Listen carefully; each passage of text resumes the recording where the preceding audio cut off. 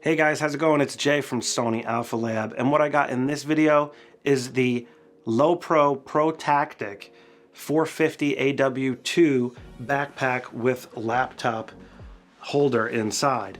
So this is what I'm going to be reviewing. It's a really high quality backpack that accommodates a laptop, and it just pretty much has all the features I was looking for when it comes to a backpack that can do everything. Now, in particular, this backpack is optimized for those that like to carry a laptop and lots of lenses and cameras. You can hold up to 8 lenses, 2 camera bodies.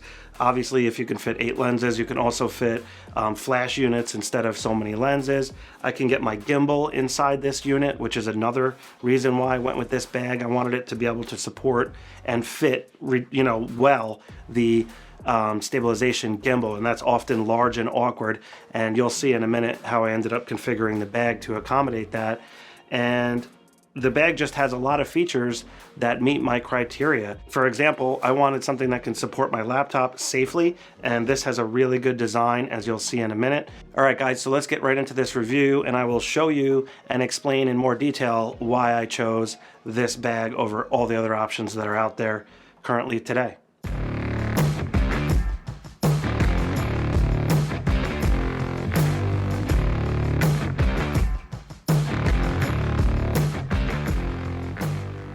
Alright, so I'm just going to give you a quick 360 of the bag here on the desk, and you can just see how cool this bag looks. It's definitely a tactical style, and it has so much versatility with those straps mounted everywhere that you can use those slip lock adapters, and it's really nice. The zippers are very, very high quality.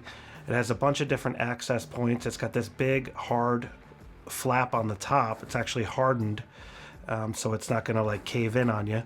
There's like plastic in there, and when you open it for the first time, this is where the accessory bag is located, and you can actually mount that to the bag as well to hold extra stuff. It's got a very nice like grip on the top of the bag, and then of course it has the waist strap. The zippers have these nice rings on them that make it very easy to open, and this is what it looks like when you open it at default. So this is the default config, and you can see you could fit a ton of crap in this bag.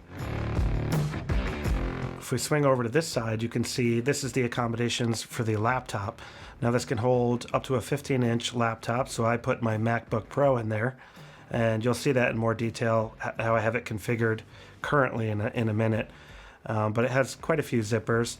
Now this is the waist strap. It has another strap here in the middle of the back area, and it's got this active zone which kind of keeps the backpack so it's not 100% flat on your back, which is good for airflow and things like that.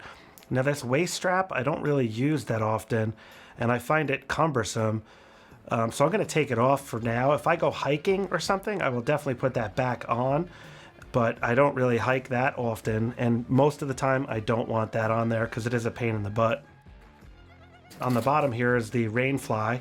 You could take that out, and it actually is like a nice rubberized bag that like slips over with elastic, and that'll just basically cover your whole bag to ensure it doesn't get wet if it's like raining out while you're walking. Now here is that waist strap again. You could use this as a standalone if you want. If you're heading out and you just want to hold the camera and a couple other things, you can strap stuff to this waist strap and use it as a standalone, kind of like a tool belt. And this is actually the bottle holder, is what they're calling it, a water bottle holder, and you can slip that in there, but obviously you can put a lens inside that or whatever else you want, food, so forth.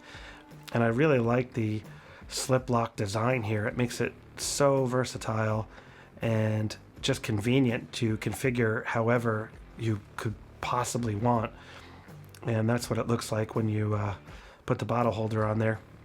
Now here is my old bag on the right and the new bag on the left, and you can see the old Timba bag is much fatter, and it's a great bag.